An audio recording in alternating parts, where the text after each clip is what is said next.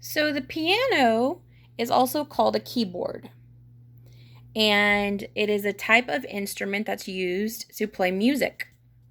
And it's considered two parts of the music family. It could be considered a percussion instrument because you can kind of keep the beat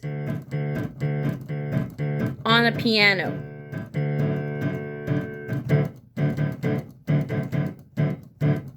And it's also considered a string instrument because if you were to look inside a piano, there's a whole bunch of strings inside.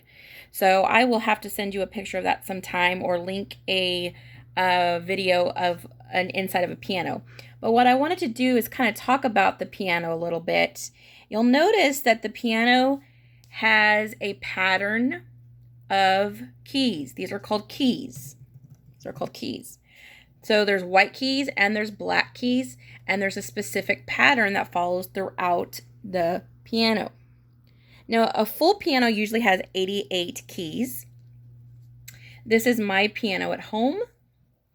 And if we've talked about the musical alphabet in class, you remember or you know that there are 7 letters to the musical alphabet.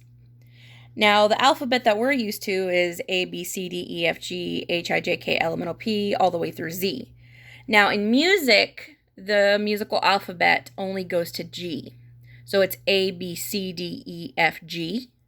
Then it starts up again, A, B, C, D, E, F, G. So it's a pattern. So I'm going to show you the pattern. So the very first one is A.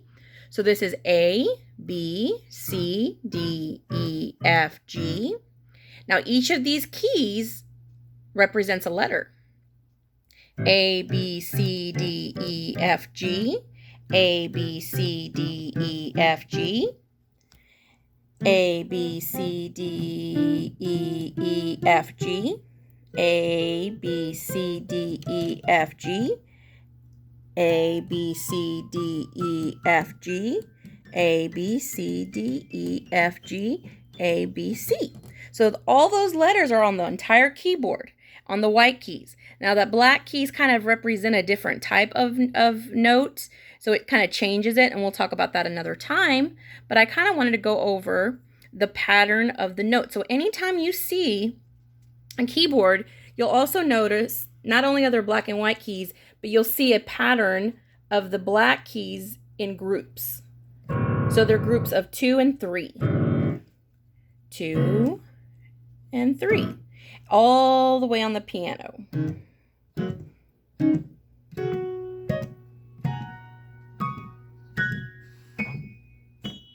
So those are all groups. Now that is kind of helpful when you're looking for a note. So I know that if I'm looking for the letter A, this is the letter A on the entire keyboard. Now, how do I know that's an A?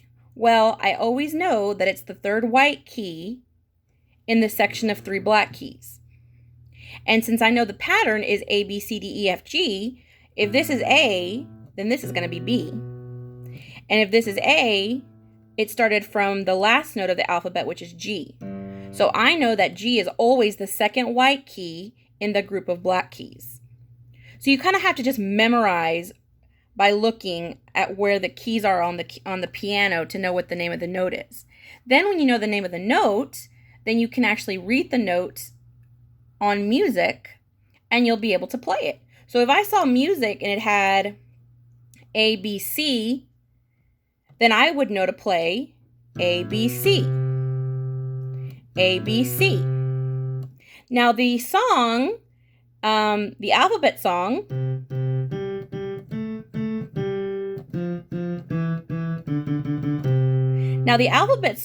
actually uses these notes that I just played.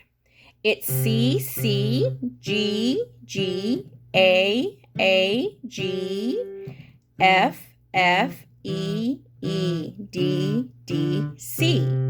So any song you ever play on a keyboard has letters that they use.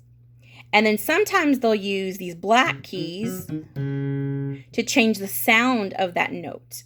And these have different note names as well, but that's for another lesson. So I just wanted to kind of talk about the keyboard and the piano and kind of give you some information on how people play piano, how they know what keys to use, how to know how to read the music. So it's a whole process. It's like when you're learning how to read a book, or if you're learning how to read sentences and words. It's a process. You have to learn the alphabet first, then the sounds, and you have to learn how to put them together. And it's very similar to reading music.